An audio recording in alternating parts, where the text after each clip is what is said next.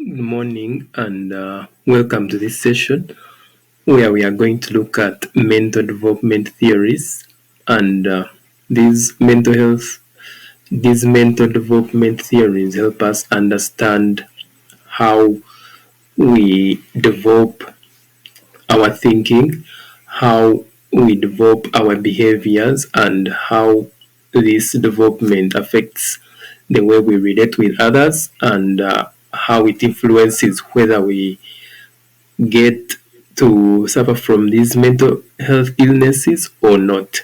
So, good morning once again, and we are going to look at these few theories here: the Freud's psychoanalytic theory, the Lachan's infant theory, Erickson's stages of development theory, Piaget's theory, Mahler's separation individuation theory, and learning acquisition theory by Pavlov and Skinner, attachment theories by Bowlby and Ainsworth, and the social learning theory by Albert Bandura.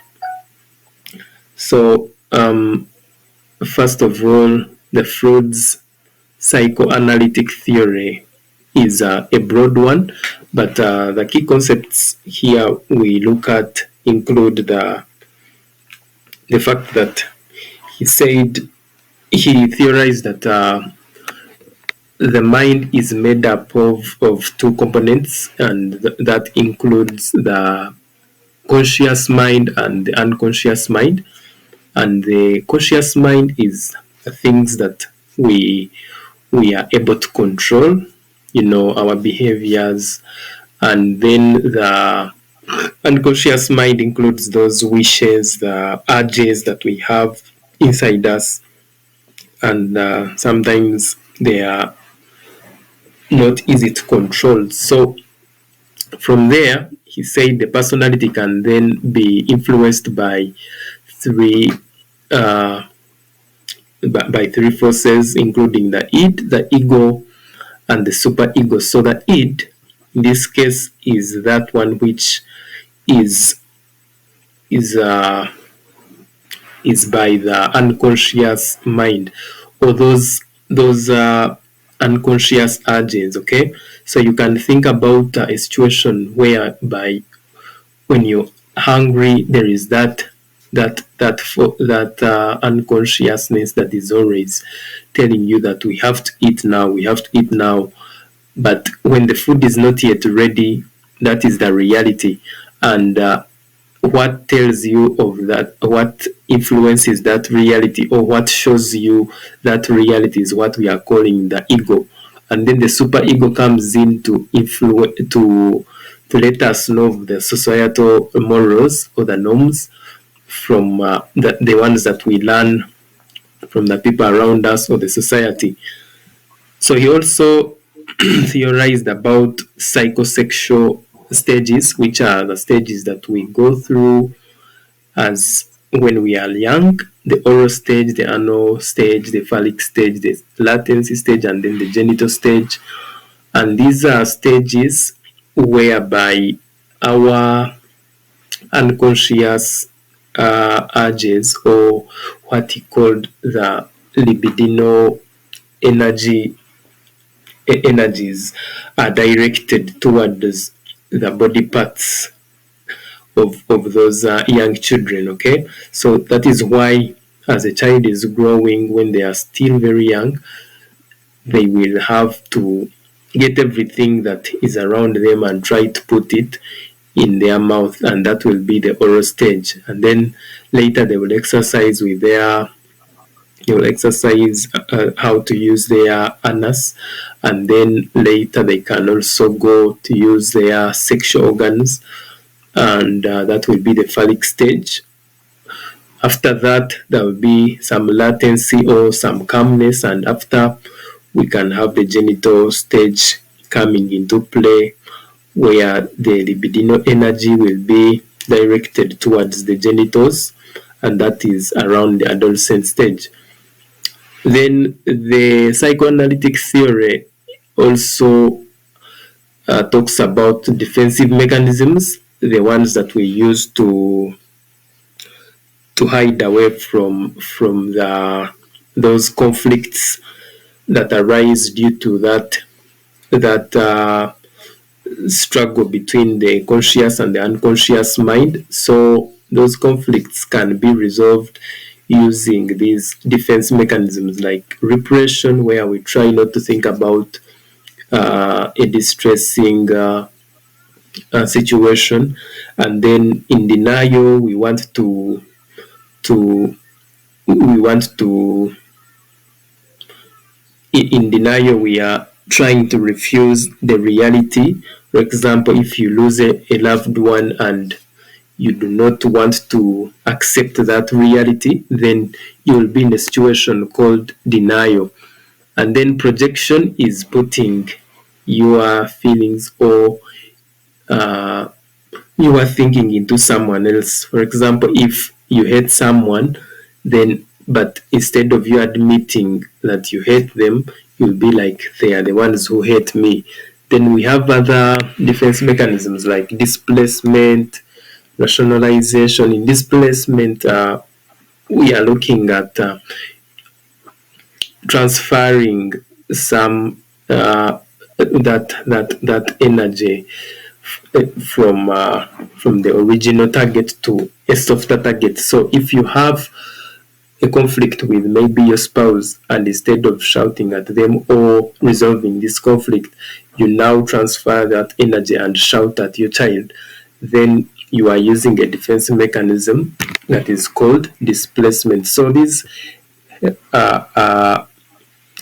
they are unconscious ways of managing anxiety and internal conflicts. So the contributions and limitations of this psychoanalytic theory include the fact that it emphasizes the significance of early childhood experiences, the unconscious desires, internal conflicts in shaping personality and mental health, but it also pioneered the use of talk therapy, uncover and address subconscious issues. So if we are stressed, we can talk to someone, and when we talk, we tend to be better according to this psychoanalytic theory. The limitations of this theory include the fact that it is a deterministic view of personality, which overlooks later experiences and environmental issues. The fact that it only looks at those early experiences and doesn't pay attention to later experiences, it makes it subject to these criticisms. And then some concepts like the Oedipus complex lack empirical evidence and face cultural bias. So the Oedipus complex, as theorized by this Sigmund Freud in his psychoanalytic theory, it basically says that the male child is always having more love for the mother, okay, or the parent of the opposite sex, okay, and there is always also that competition for that love.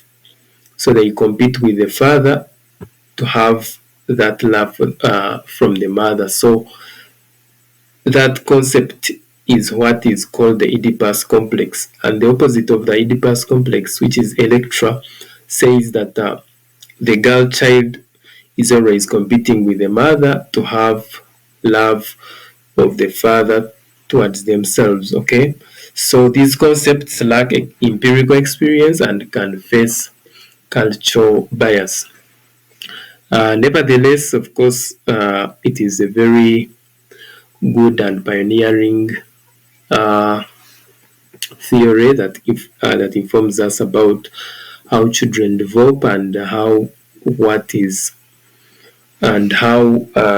sometimes the resolution of these phases in their lives can be very essential in influencing or impacting greatly on their personalities. So, for example, when you look at these psychosexual stages, if this oral stage is not resolved well, or if you miss that oral stage, of you putting things in the mouth, by maybe someone discouraging you or beating you up. So if you miss that stage, then you could have problems of behaviors which are related to the mouth, like smoking, like biting of nails. So that is why appreciating the concept of this theory is very important. So after that, the second theory that we are looking at is the infant theory by Lachan. And basically what he was trying to say is that a child will always aspire to be the person they see in the mirror, and always they always see the person in front of them, and in most cases it is always the caregiver. So the caregiver, who is in most cases the mother, the way they speak, the way they behave, is what this child or the baby or the young person is always aspiring to be. And it always goes through those stages of recognizing themselves as a separate entity, because they are also seeing someone else. So it lays a foundation for self-awareness and identity formation, then language and social structures that shape individual desires and relationships, and that pre-symbolic stage characterized by fusion with the caregiver and imaginary representations of the world. So what they see is what they aspire to be, okay? What they see in front of them, the way they behave, the way they speak, is what they aspire to be. The contributions of that Lachan's theory is that gives us a deep understanding of early attachment and its impact on self-perception and communication, but also highlights the role of social interaction and cultural symbols in shaping our identity and mental health. It is criticized or limited in the fact that it is complex to apply in practical settings due to its abstract nature. All right, so that was the second theory. So the third theory is what we are calling Erikson's stages of development theory. And Erikson proposed 8 psychosocial stages through which individuals develop key life skills and identities. And in each stage, there is a crisis that needs to be resolved so as to have healthy development. So in the beginning, when you're still an infant, there is a crisis of trust and mistrust. As an infant is learning to is just still dependent on the person taking care of them. They'll build that trust through being fed,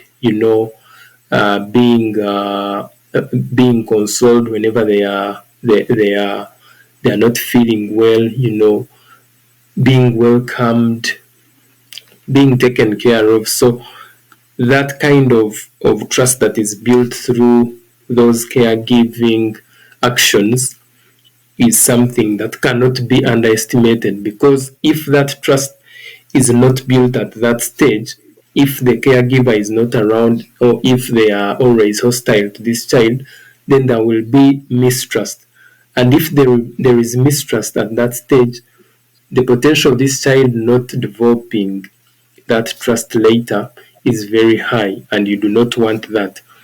Then after that stage, as they try to explore the environment, to be distinct from the caregiver, to be autonomous, to stand on their own, they need to be encouraged, They need to be encouraged to walk, they need to be encouraged to explore things that are not harmful to them, so that they can develop that sense of autonomy. Because if they don't, if they are discouraged, or if there isn't someone to encourage them, then they'll develop shame, or sometimes they'll have self-doubt, doubt in their own abilities. Okay, so if that happens, then this person can end up becoming person with low self-esteem, and this will not be good for someone's mental health. So the contribution of this theory is that it offered a comprehensive framework for understanding child development and the challenges faced at different stages, but also emphasized the importance of social interaction between the caregiver and the child themselves, and the cultural expectations and successful master of tasks for healthy development. So at each stage, there should be that guidance from the caregiver, the person around the child, to successfully master the things that they want to try out so that they can successfully resolve that stage and move on to the next. The criticisms of this theory include the fact that it may oversimplify individual experiences and underestimate the impact of external factors like poverty or trauma on stage resolution. That sometimes it is not just the caregiver who will determine whether the stage is completed or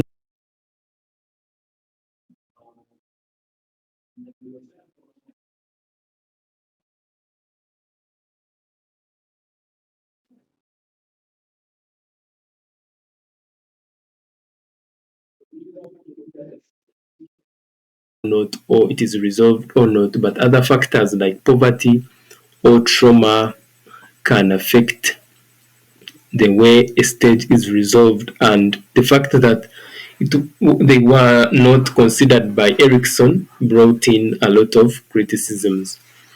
Then another very important theory, the fourth of this session, is the Piaget's theory of cognitive development. So in this theory is one that informed uh, the way we educate children by recognizing the difference in terms of their cognitive abilities. So the idea here is that children actively construct their understanding of the world through interaction and manipulation of their environment, and it focuses on cognitive development or development of the thinking ability of the children, and it emphasizes stages of development where each is characterized by distinct ways of thinking and understanding. Okay, so these stages include the sensory motor stage, in which children are just learning using their senses. They touch, they bite, and feel, they see.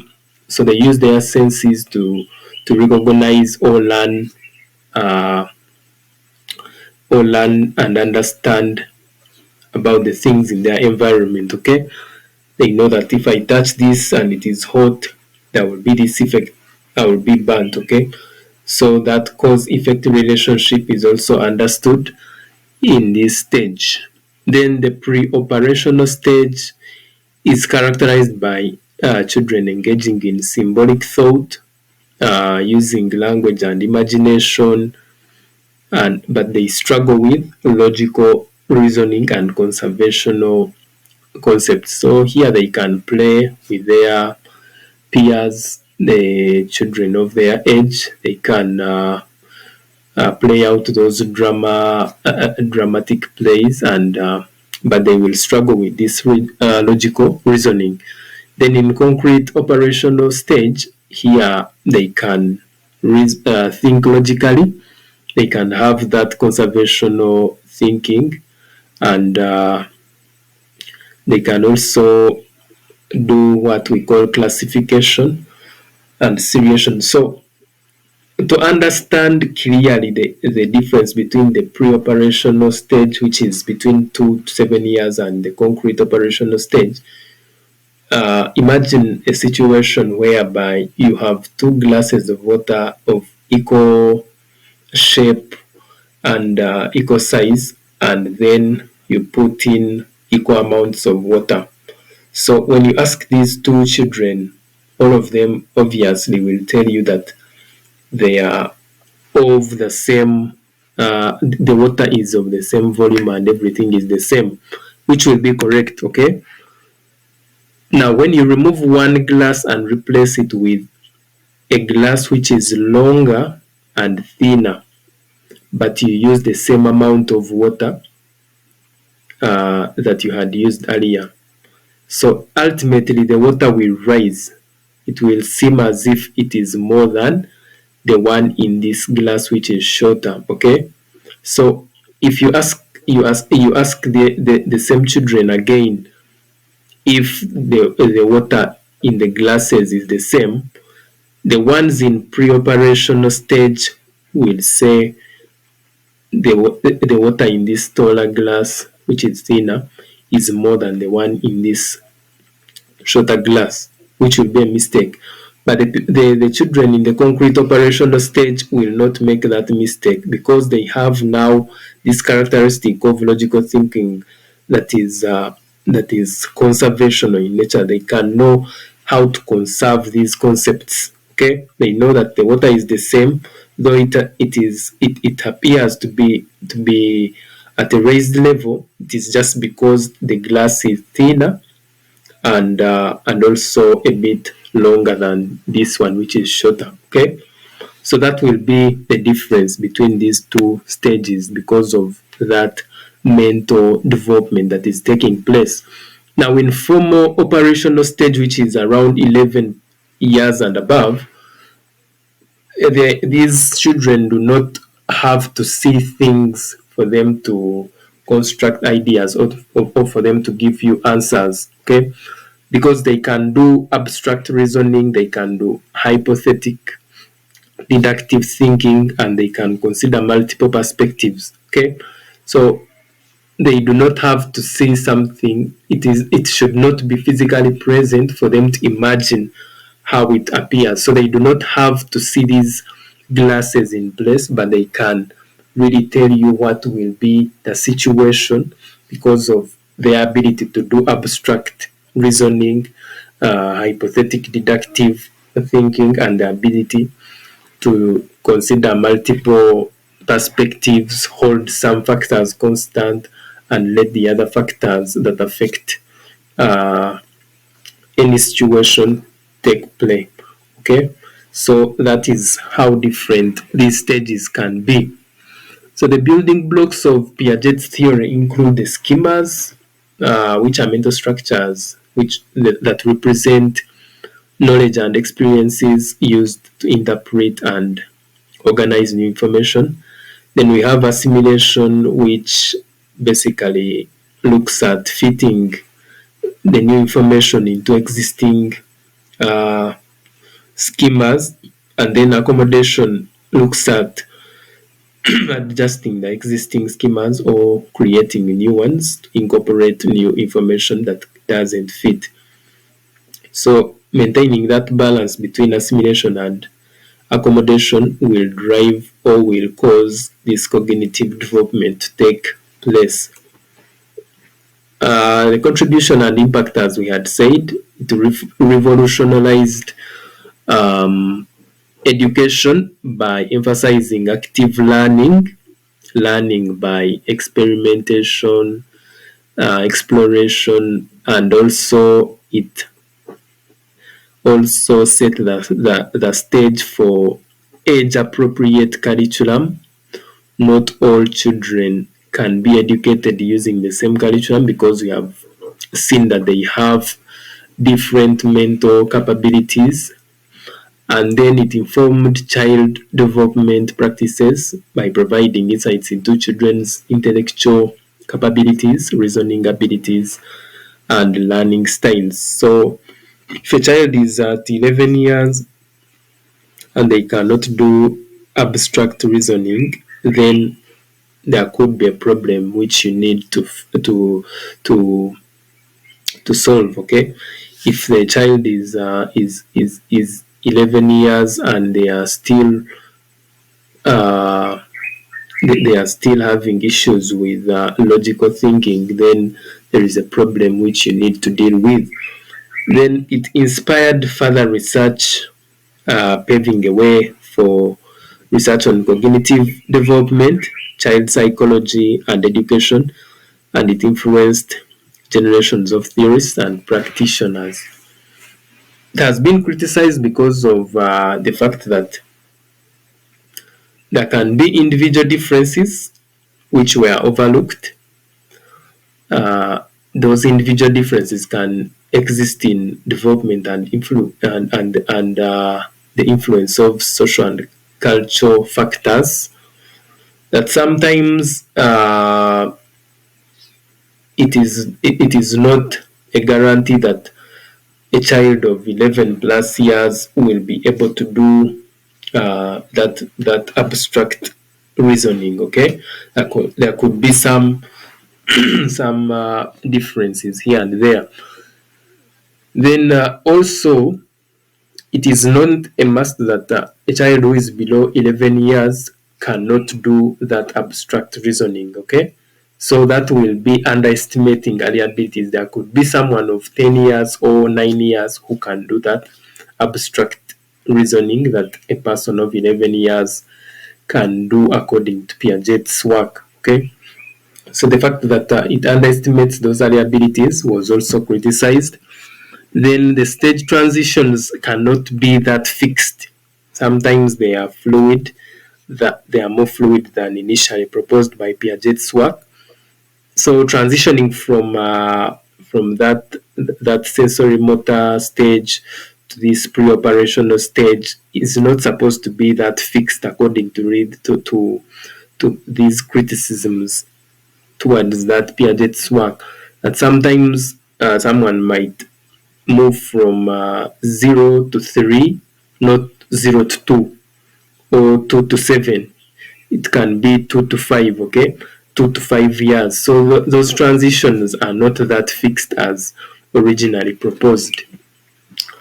But nevertheless, we acknowledge that Piaget's theory remains a cornerstone of understanding cognitive development, even with its limitations, and subsequent theories have expanded on it to incorporate social, emotional, and cultural influences on learning and thinking, but also combining insights of those different perspectives can give us a more nuanced or deeper understanding of and comprehensive understanding of how children's minds grow and learn. Then another crucial theory is the Mahler's separation individuation theory. And the key focus of this theory is the dynamic process by which infants and young children develop a sense of self separate from the primary caregiver while forging that their unique identity. That as we grow, we always want to be autonomous. We always want to be separate from our primary caregiver. We always want to forge a different or a unique identity from the person taking care of us. And there could be those series of emotion and development stages that children go through, and this leads them into gradually differentiating themselves from the caregiver and to establish autonomy and build a stable sense of self.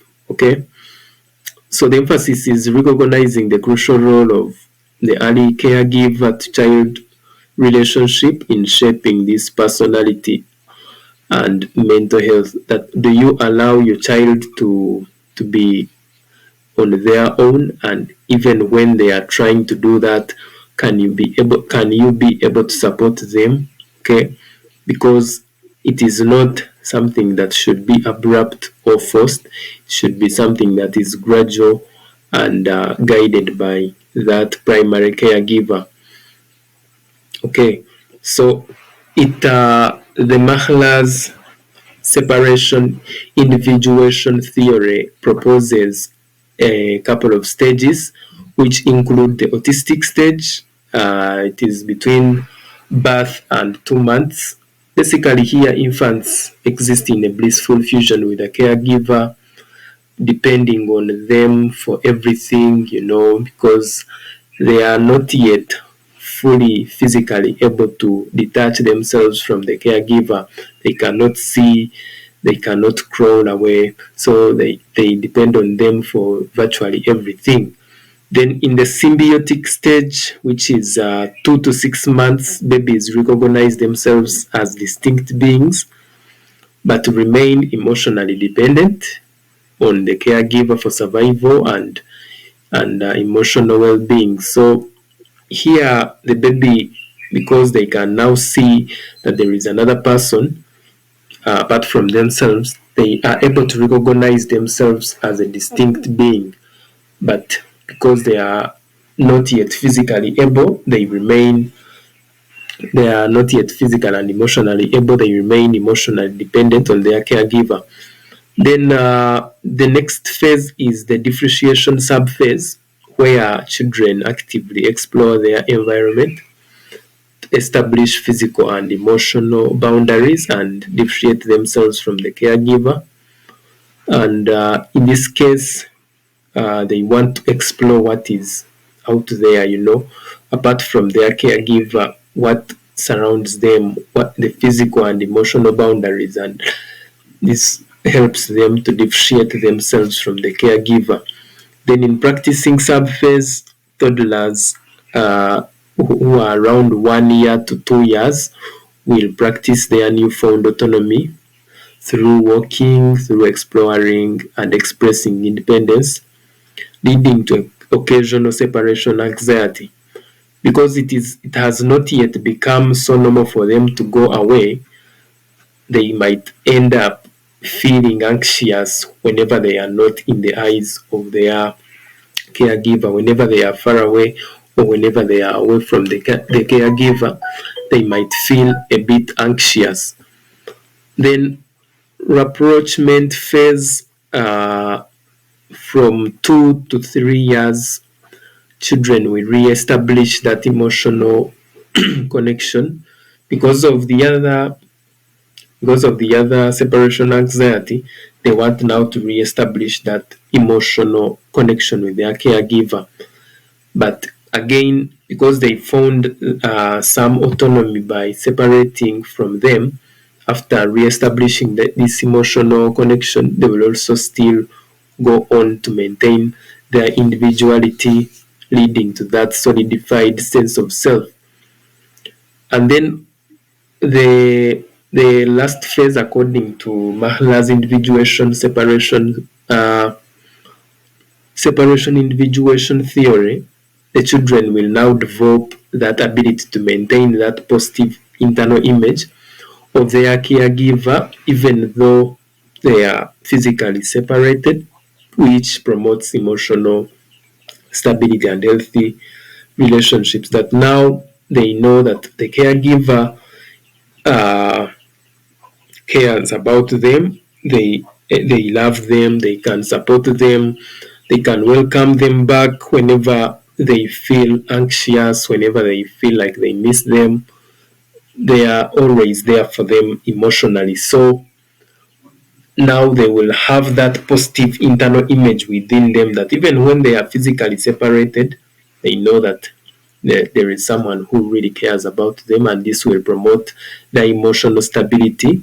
They will not feel anxious and they will have healthier relationships even out there. Okay, so it is very important for us as public mental health practitioners to appreciate these phases, because at the end of the day, you need these caregivers to always provide that emotional support, to provide that welcoming touch, to be there for their children so that they will have and maintain that positive internal image that even when they are physically separated, they can be emotionally stable and foster healthier relationships with the people around them. So the building blocks of this theory by Mahler include psychological birth, which is that culmination of the separation individuation process that marks the emergence of a distinct self, that point where a child recognizes the fact that they are distinct from their caregiver. They can be autonomous, and they can be on their own. Creates that sense of autonomy and competence, and it is what we are calling the psychological birth. And then separation anxiety is that normal stage where children fear losing their caregiver due to their newfound awareness of individuality. When they go away, they feel that fear or anxiety that they might lose touch with their caregiver. But when they are welcomed back and taken care of by their caregiver, they will of course deal away with that separation anxiety. And then object constancy is the ability to maintain the positive mental image of the caregiver even when physically separated. And this is only because the caregiver is ready to welcome them, ready to provide that emotional support, ready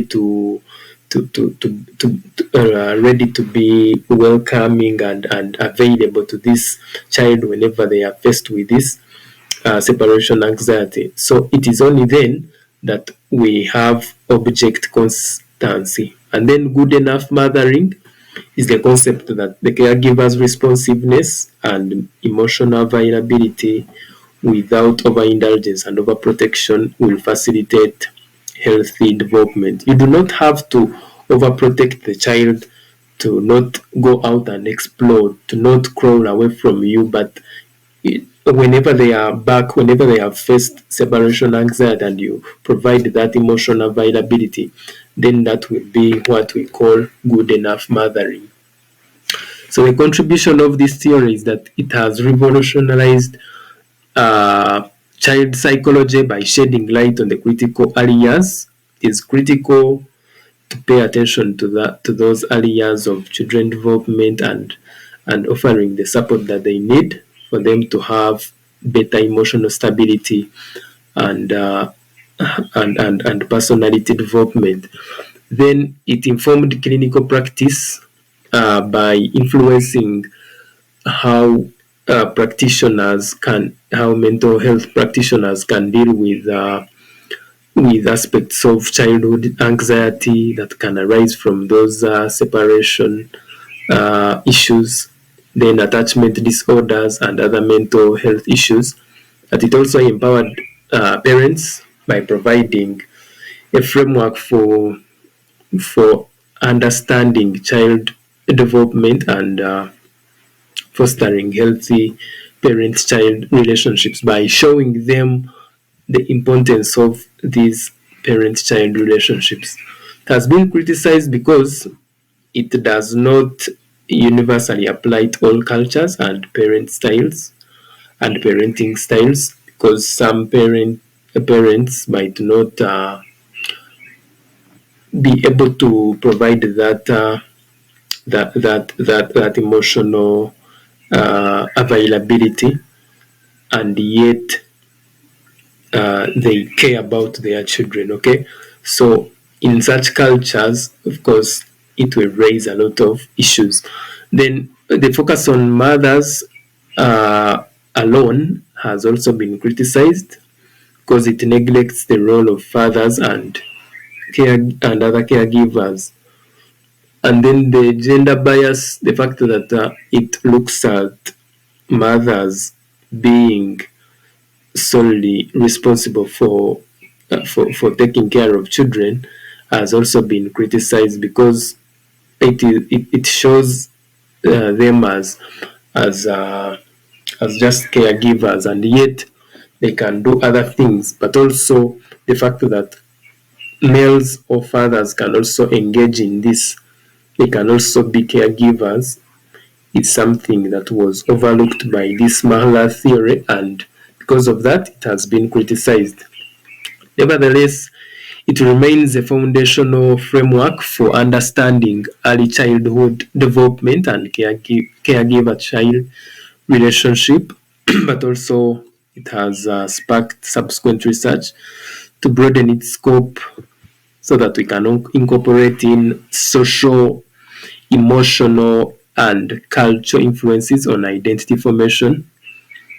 And by acknowledging the limitations and integrating diverse perspectives, we can refine our understanding of this critical period of childhood development and support healthy development in all children, so that we can have better individuals who are emotionally stable and have better relationships with the people around them. Okay, so the next theory is learning acquisition by Pavlov and Skinner. And the major focus of these two theories by Pavlov and Skinner is that individuals acquire new knowledge, skills, and behaviors through experience and interaction with the environment. So the emphasis here is that uh, a behavior, which in this case is a response, is as a result of a stimulus or stimuli in the environment. Okay, so examining the mechanisms by which stimuli and responses are associated will lead to changes in behaviors over time. Okay, so there were two theories, one by Pavlov and the other by Skinner. Pavlov's theory is what we call the classical conditioning and learning the unexpected. Okay, so in this theory, which is informed by an experiment on Pavlov's dogs, he discovered that learning occurs through repeated pairing of the neutral stimulus with unconditional stimulus that naturally elicits a response, eventually causing the neutral stimulus to elicit the response on its own. So the experiment was, he had dogs which he would feed at around lunchtime, maybe let's say lunchtime. So he would bring food, and when the dogs would see the food, they would start salivating, okay, or drops of saliva falling off their mouth. So when he would bring food, the dogs would salivate. Then after that, he would ring the bell and not bring food. So he rings the bell without food, and the dogs wouldn't they wouldn't salivate or wouldn't do anything. Okay, so they would just uh, stay normal. Then afterwards, he paired this bell and the food. So he would ring the bell and then bring the food. So when he rings the bell and brings the food, the dogs would salivate. Okay, he rings the bell, he brings the food, and the dogs salivate. Now later, just ringing the bell alone before he brings the food would cause the dogs to salivate. So this was what we call the classical conditioning, that the neutral stimulus, that bell alone, with time can eventually elicit the response on its own, and this response in this case will be called the conditioned response. So it has really revolutionized a lot of things and has been applied in marketing, advertising, and phobia treatment by associating a desired or undesired response with a specific stimuli. So in this case, it is just creating that mental picture of what is out there or what should be expected. Okay, so in marketing or advertising, what they do is basically to condition you to see what you're going to experience. For example, if I'm marketing some food, I want to create that mental picture of how enjoyable, of how yummy it is by using this classical conditioning. Okay, but also treating fears or phobias. You can see when pilots especially are learning how to fly an aeroplane, they will be taken through what we call um, simulation classes or training. And in this case, they are not going to fly the plane, that physical plane itself, but they will be flying. They will be in a place where which is controlled, and it feels like you're flying a plane when you're actually not flying one, but it helps you to manage that fear, to manage that phobia for flying the plane, okay? And it conditions you to feel like you can now fly the plane, and with time, of course, you will be able to conquer this fear and you can fly the actual plane. So the classical conditioning by Ivan Pavlov has been very essential in such applications. Then the other the other theory of behavior of learning behavior is what we call the operant conditioning by B.F. Skinner. And what he said is that learning occurs through reinforcement or punishment of behaviors, such that those behaviors which are reinforced or which are associated with motivation or which are associated with rewards will become more likely to be repeated. Okay, but the punished behaviors will be less likely to be repeated by the person carrying them out. Okay, so there can be different forms of reinforcement. You can have positive reinforcement where you add a reward. For example, if you're in a workplace and there is a pay rise because of performing well, you're able to perform well even more. Then the types of punishments can include those positive punishments, adding unpleasant stimuli. You know, when a child perhaps misbehaves and you tell them to wash utensils or those dishes, by adding that unpleasant stimuli might cause them to stop such misbehavior. Okay, so all that has been the work by B.F. Skinner to show the importance or the relevance of putting in place those reinforcements, whether they are negative or positive in nature. So his famous uh, his famous experiment was that which involved rats by having rats press a lever so as to receive food. They learned that their behavior of pressing this lever to receive food was a desirable, so they would continuously press this lever so that they get these food pellets. And it is all to show us that a behavior that is related with a reward will be most likely to be repeated, and that one which is not related with a reward but related with a punishment will be stopped or will not be repeated. So it has been applied in animal training.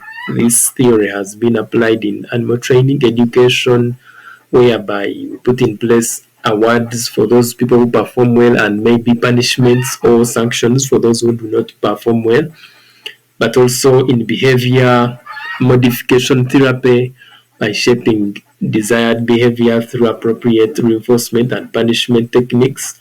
We can also use it in public health to enforce behavior change. Okay, if you want some people or a particular community to stop some undesirable behavior, you can put in place punishments. You have seen uh, people who are punished because of engaging perhaps in open defecation, you know, or shaming them. So such kind of negative reinforcement or punishment can cause them to stop such behaviors, but promotion of some behaviors like proper sanitation, consistent and correct use of toilets, and putting in place rewards, perhaps adding them more water sources, rewarding them with jerry cans, with household items. It can promote use of that consistent use of those sanitation facilities. So it can also be very well applied in the public health sector to promote those desirable behaviors, but also to stop undesirable behaviors. Then the similarities and contrasts in these two theories by Pavlov and Skinner include the fact that both emphasize the role of experience and stimulus response associations in learning, that there should be a stimulus that causes a behavior to take place. Okay, then Pavlov focuses on involuntary automatic responses to conditioned stimuli, while Skinner focuses on those consequences of voluntary behavior. Skinner focuses on that behavior which we ourselves can control, but now Pavlov is focusing on that involuntary automatic response.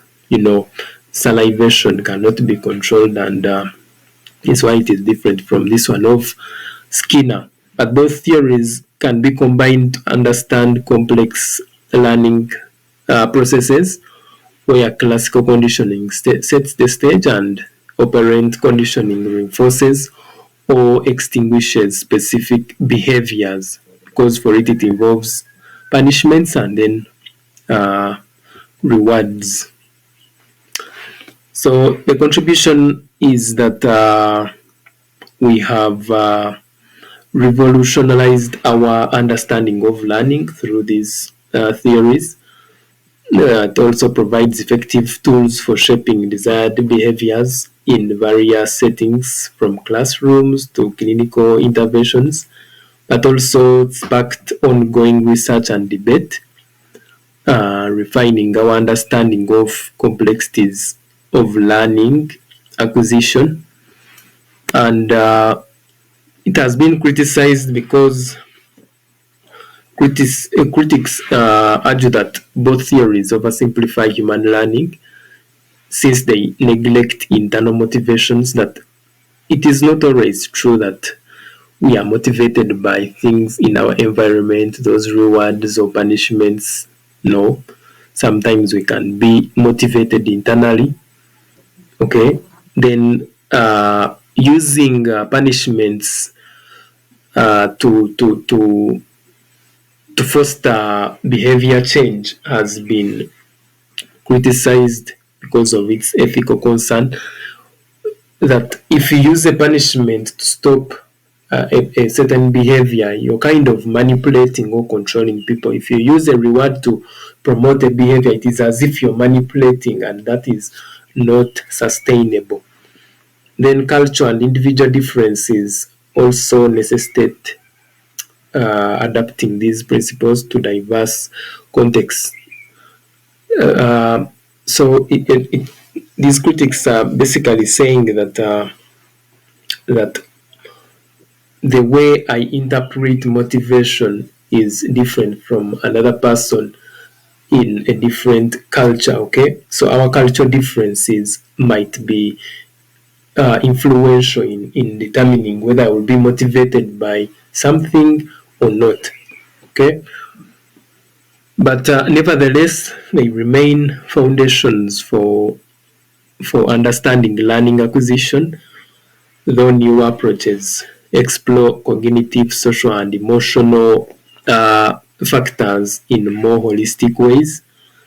So by integrating those diverse perspectives of the people who have added onto their work, and recognizing the limitations of the original theories, we can refine our understanding of how individuals learn and create effective strategies for promoting effective and meaningful learning in all its forms.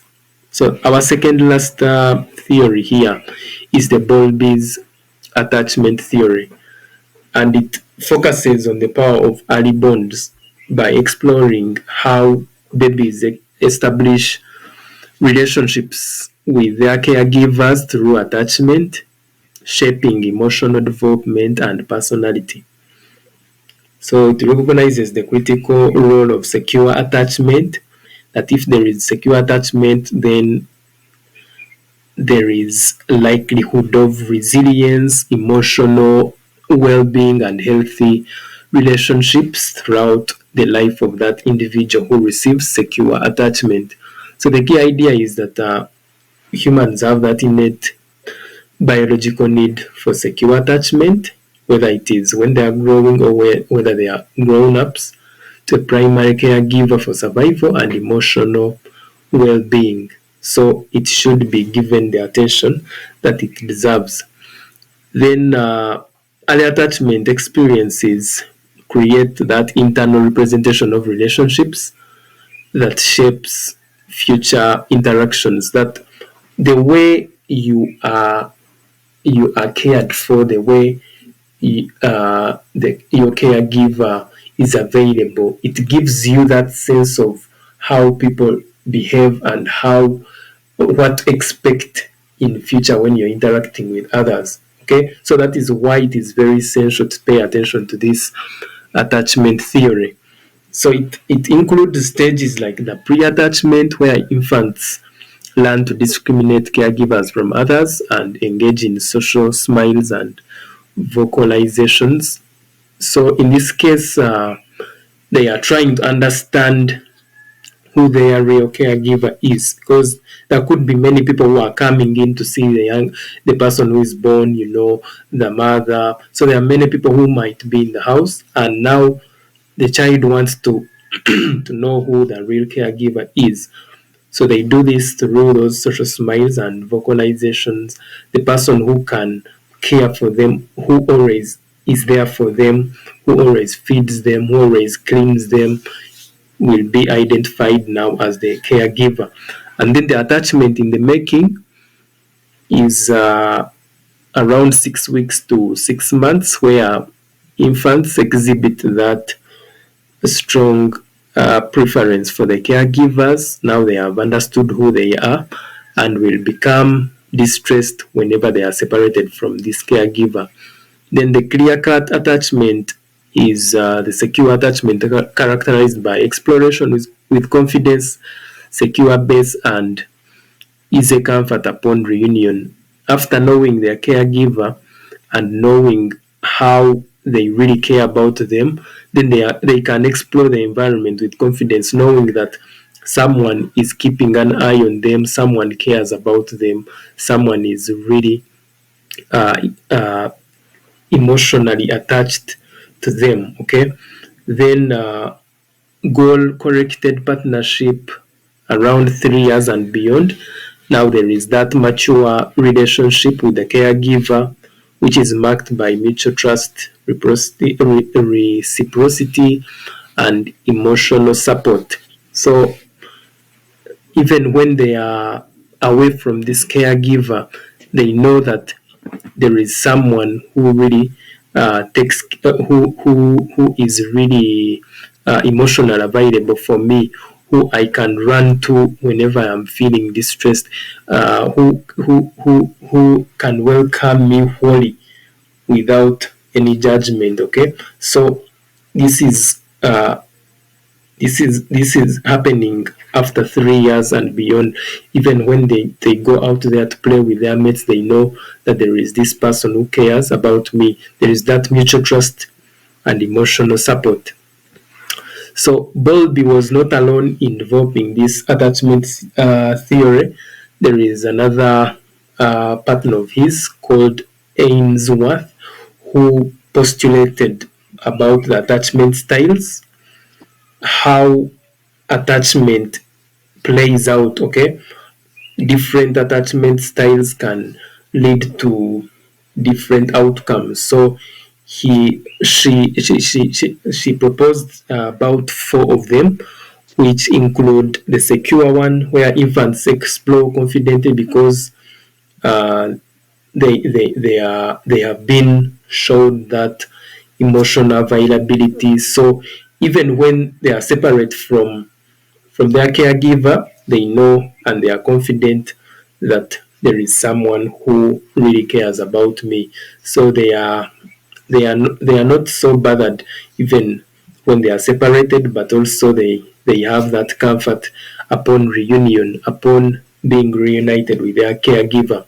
Then anxious ambivalent is that one which can come because of the caregiver sometimes not being consistent in terms of emotional availability.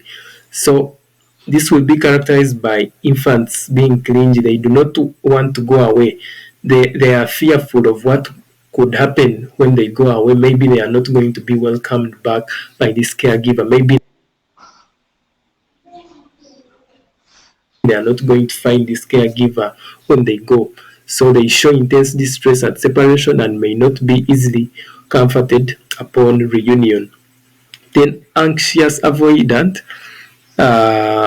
is that one where the infants avoid interaction with the caregiver. Maybe the caregiver may not be available emotionally, but also whenever they are available, they do not provide this support that this child or baby might want or might deserve. So whenever they are separated, there will be that minimal distress, or they will not really care because they are not missing anything, and then they may avoid contact upon reunion because, I mean, this caregiver is not uh, there for them, has not been providing that emotional support, so they do not really value that contact even upon reunion.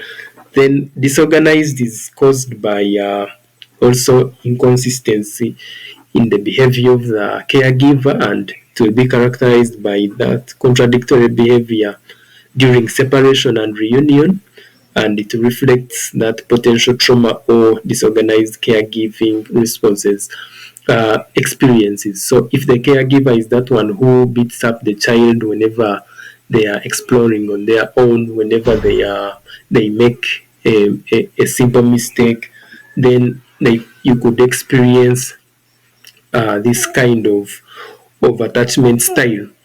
So the contribution of this attachment theory is that it has revolutionized our understanding of early childhood development, and profound, and it has that profound impact on attachment, on mental health, personality, and future relationships.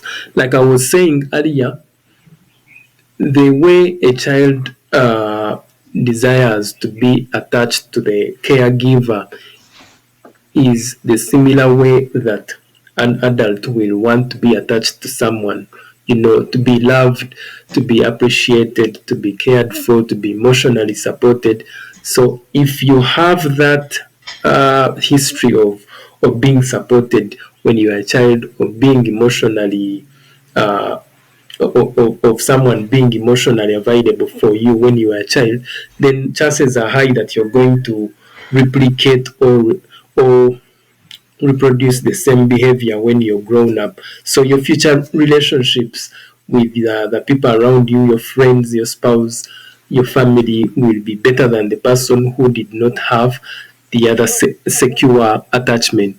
So it also informed parenting practices, child development interventions, and attachment based therapy. Then it also sparked ongoing research on factors influencing attachment and strategies for promoting secure attachment in children. It has been criticized because it has limited focus on culture and individual differences in attachment experiences, and attachment styles may not be that static as was originally proposed, but can shift over time with positive interventions. Sometimes the caregiver might not be expressing those secure attachments due to some factors, which, when rectified, they will also rectify their attachment style. Then importance of recognizing alternative caregiving arrangements and diverse family structures is also a consideration of this attachment theory.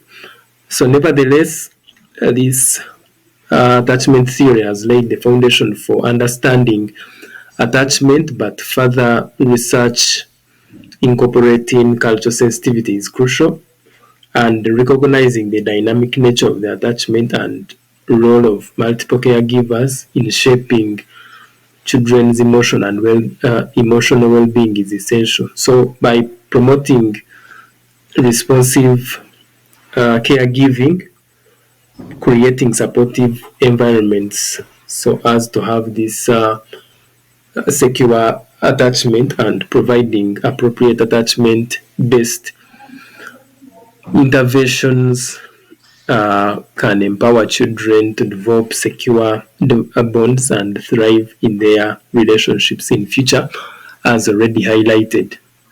So our final theory of mental development is what we call the social learning theory with Albert Bandura, and it basically talks about how individuals acquire new behaviors, attitudes, and knowledge through observing and interacting with others.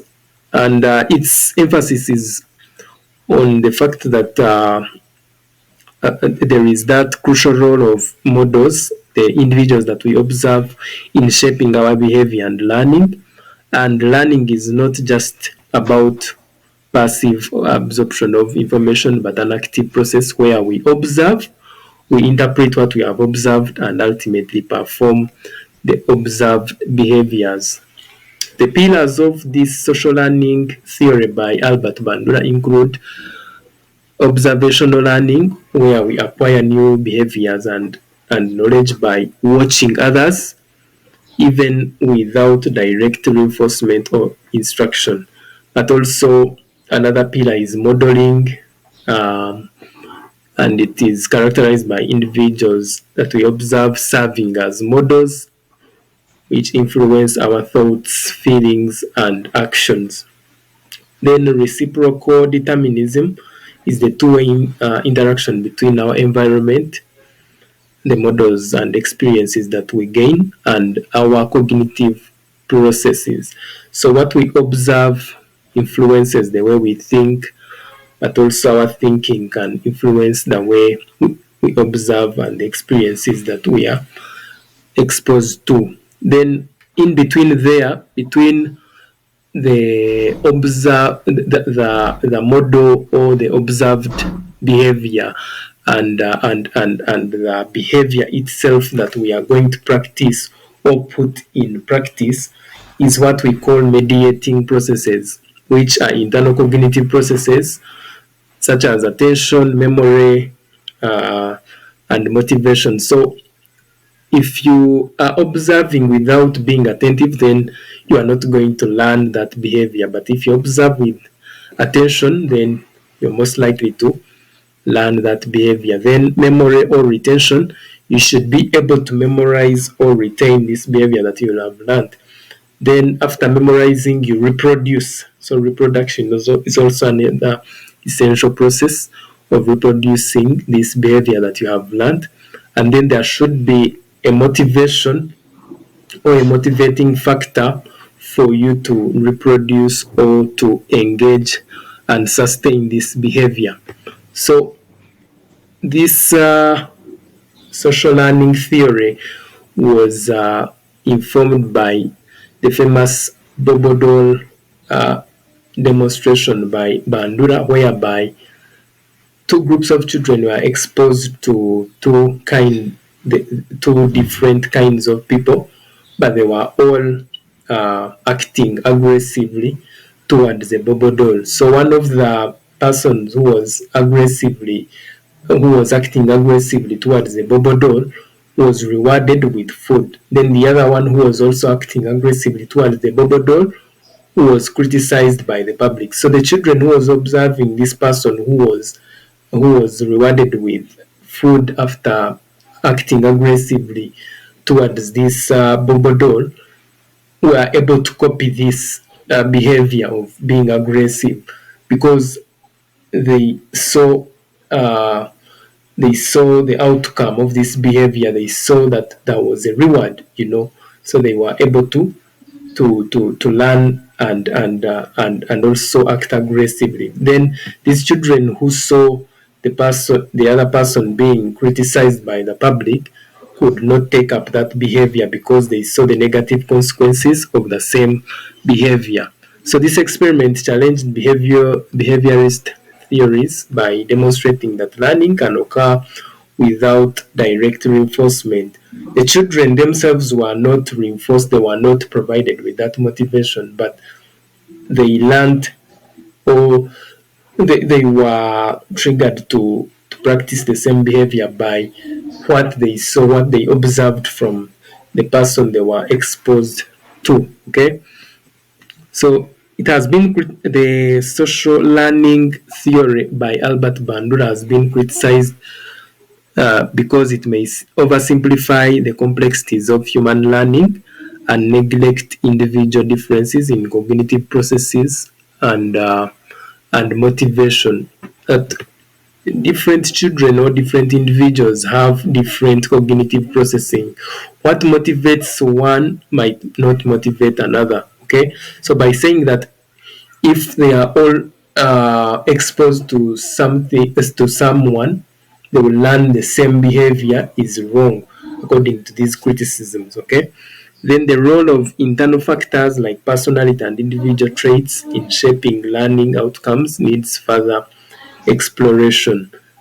Your personality and individual traits is very important in shaping your learning. It is not just observing and just replicating this behavior and neglecting your individual traits. Then culture and social contexts can influence how individuals interpret and respond to observed models.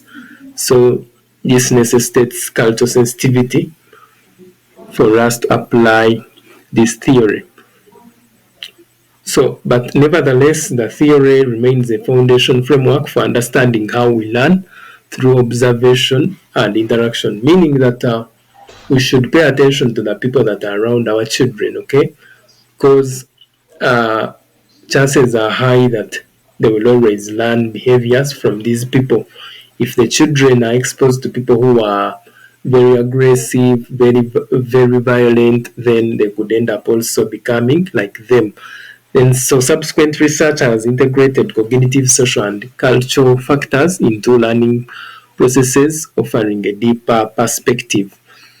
Then, so acknowledging the limitations of the theory by Bandura and incorporating those diverse perspectives as proposed by the critics, we can refine our understanding of social learning and create effective strategies for promoting positive learning experiences in various contexts. So that is it. And in conclusion, we notice that there are different models, there are different theories of how we learn, of how we develop our mental abilities, but they tend to show us the critical and crucial uh, factors, especially in terms of child development, how children develop, and the factors that could influence their development in terms of their mental capacities. So it is always crucial to pay attention to those factors and make sure that we give them a very good foundation so that in future they are not affected, especially mentally. Okay, we can have people who are emotionally stable, we can have people who can engage in sustainable relationships, but also people who can take on behaviors which are good and not be of a menace to their surroundings. So thank you so much for being with me today, and I will catch you on the next one.